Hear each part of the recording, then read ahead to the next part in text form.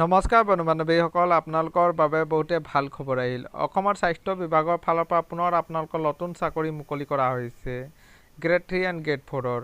আপোনালোকৰ এইসমূহ পদৰ আপোনালোকৰ 30 এপ্ৰিলৰ ভিতৰতে আপোনালোকৰ নিযুক্তি দিয়া হ'ব।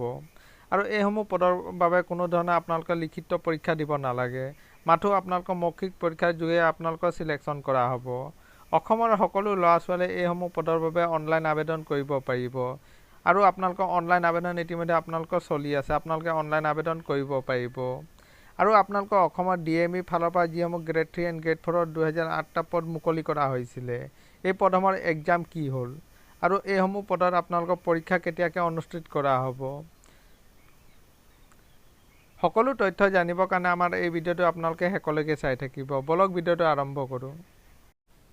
আপোনালোকে চাব পাৰে আপোনালোকৰ GNRC মেডিচেপ প্ৰাইভেট লিমিটেডৰ ফালৰ পৰা এইসমূহ পদ মুকলি কৰা হৈছে। আপোনালোকে কি পদ আছে আপোনালোকে চাব পাৰে। প্ৰথম পদটো আছে আপোনালোকৰ চেল এছ'চিয়েটৰ। ইয়াত আপোনালোকৰ 5টা ভেকেঞ্চি মুকলি কৰা হৈছে। কোৱালিফিকেশ্যন বিচাৰিছে আপোনালোকে 10 পাছ, 12 পাছ, গ্ৰেজুৱেশ্যন কৰা হ'লেও আপোনালোকে আবেদন কৰিব পাৰিব। লগতে আপোনালোকৰ বেছিক নলেজ কম্পিউটাৰ এপ্লিকেশ্যনৰ আপোনালোকৰ বিচৰা হৈছে। আৰু এই পদটোৰ কাৰণে আপোনালোকৰ 30 বছৰলৈকে আপোনালোকে আবেদন কৰিব পাৰিব। আৰু 2 নম্বৰ ভেকেঞ্চিটো আছে আপোনালোকৰ ডেলিভাৰী বয়ৰ কাৰণে। ইয়াত টোটেল ভেকেঞ্চি আছে আপোনালোকৰ 10টা। আৰু কোৱালিফিকেশ্যন বিচাৰিছে আপোনালোকে 10 পাছ, 12 পাছ, গ্ৰেজুৱেশ্যন কৰা হ'লেও আপোনালোকে আবেদন কৰিব পাৰিব। লগতে আপোনালোকৰ ড্ৰাইভিং লাইচেঞ্চ বিচৰা হৈছে। আৰু বয়স বিচৰা হৈছে আপোনালোকে 30 বছৰলৈকে আপোনালোকে আবেদন কৰিব পাৰিব।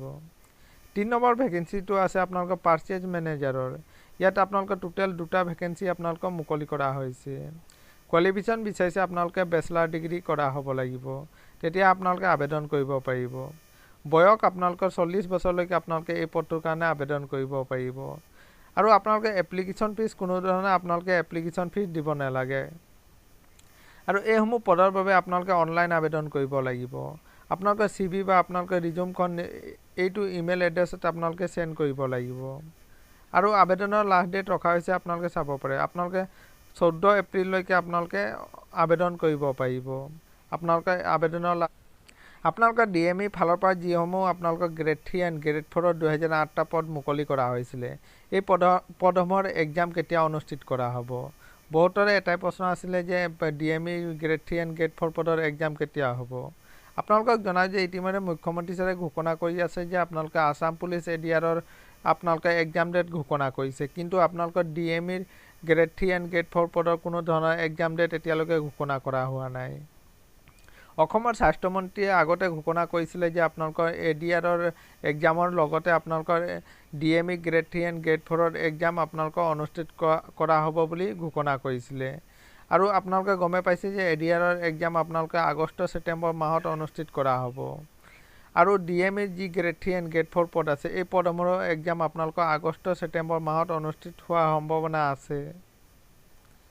এইটোৱে আছিলে বন্ধু বান্ধৱীসকল এটা সৰু সুৰা ইনফৰ্মেশ্যন। যদি ভিডিঅ'টো ভাল লাগিছে তেন্তে চেনেলটো ছাবস্ক্ৰাইব কৰি দিব। ধন্যবাদ।